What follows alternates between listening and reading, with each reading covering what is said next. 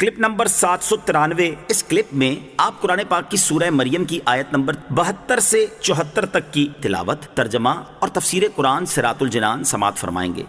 بسم اللہ الرحمن الرحیم۔ ترجمہ: اللہ کے نام سے شروع جو نہایت مہربان رحمت والا ہے۔ ثم ننجی الذین اتقوا ونذر الظالمین فیہا جثیا۔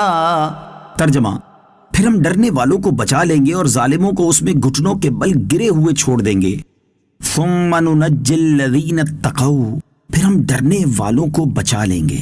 اس سے پہلے والی آیت کی تفسیر میں ایک قول گزرا کہ جہنم پر وارد ہونے سے مراد پل صراط سے گزرنا ہے۔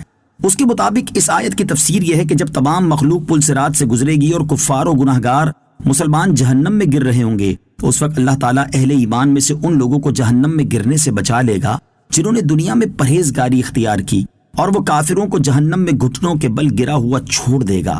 یاد رہے کہ بعض گناہگار مسلمان جو پل صراط سے جہنم میں گر جائیں گے انہیں گناہوں کی سزا پوری ہونے کے بعد جہنم سے نکال لیا جائے گا، جبکہ کافر ہمیشہ جہنم میں ہی رہیں گے۔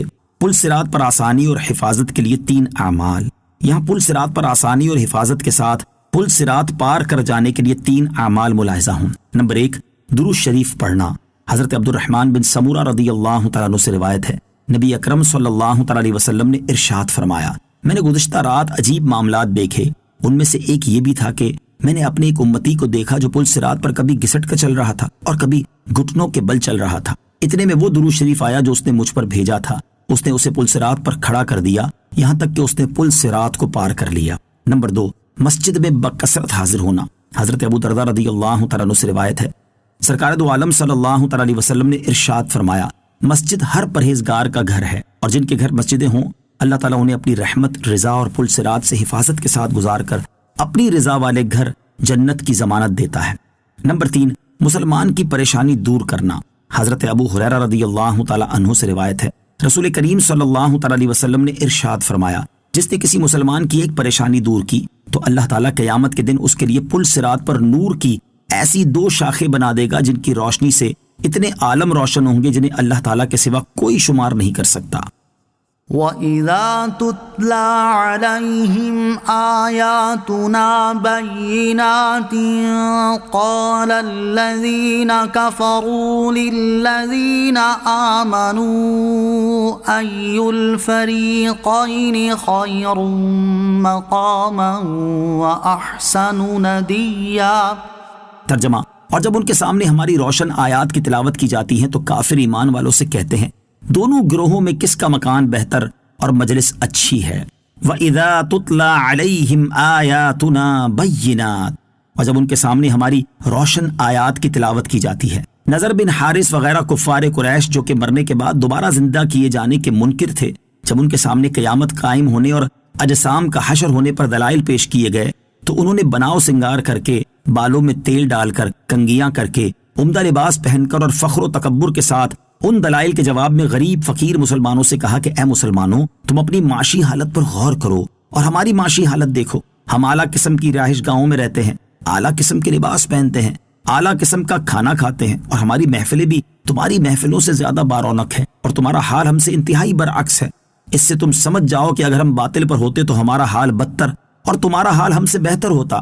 یاد رہے کہ اس آیت کا مدعا یہ ہے کہ جب آیات نازل کی جاتی ہیں اور دلائل و براہین پیش کیے جاتے ہیں تو کفار ان میں غور و فکر کرتے ہیں اور نہ ان سے فائدہ اٹھاتے ہیں، اور اس کی بجائے وہ مال و دولت اور لباس و مکان پر فخر و تکبر کرتے ہیں۔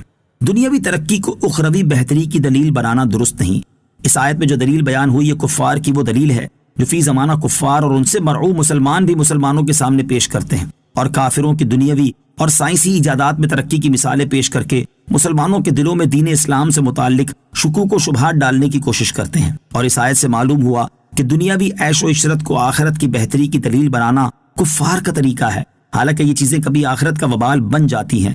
اللہ تعالیٰ ایسے لوگوں کو عقل سلیم عطا فرمائے اور انہیں اپنی حقیقی بہتری کو پہچاننے کی توفیق نصیب کرے، آمین۔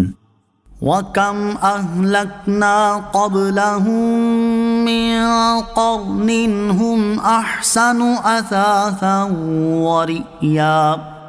ترجمہ: اور ہم نے ان سے پہلے کتنی قومیں ہلاک کر دی جو ساز و سامان میں اور دکھائی دینے میں ان سے زیادہ اچھے تھے.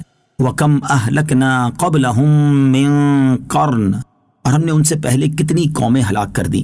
اس آیت میں اللہ تعالیٰ نے ان کافروں کا رد کرتے ہوئے ارشاد فرمایا کہ دنیاوی مال و دولت یا عزت و شہرت ہونا کسی کے حق پر ہونے کی کوئی دلیل نہیں. تم سے پہلے تم سے زیادہ مالدار لوگ آئے اور انہوں نے تم سے بھی زیادہ خوبصورت اور مضبوط رہائش گاہیں بنائیں، جیسے فرعون، حامان، قارون اور ان کے ساتھی وغیرہ. مگر اللہ تعالیٰ نے ان کے خوبصورت اور مضبوط مکانات تباہ و برباد کر دیے اور ان کو نشان عبرت بنا دیا. لہٰذا تم بھی غور کرو اور اپنی اصلاح کر لو، کیونکہ دنیا کا مال و دولت ہونا کامیابی کے لیے کافی نہیں. اسی کی کچھ جھلک ہم اپنے قریب زمانے میں بھی دیکھ سکتے ہیں کہ ایک سلطنت کبھی اتنی بڑی تھی کہ اس کی حکومت میں سورج غروب نہ ہوتا تھا، لیکن آج وہ چھوٹے سے رقبے پر رہ گئی. یوں ہی ایک ملک آدھی دنیا کا مالک بننے کا دعویٰ کرتا پھر رہا تھا، لیکن بالآخر تباہ و برباد اور کمزور سے ملک سے ذلیل و خوار ہو کر نکالا گیا، اور اب دوبارہ وہ اپنی روٹی پانی کی فکر میں پڑا ہوا ہے.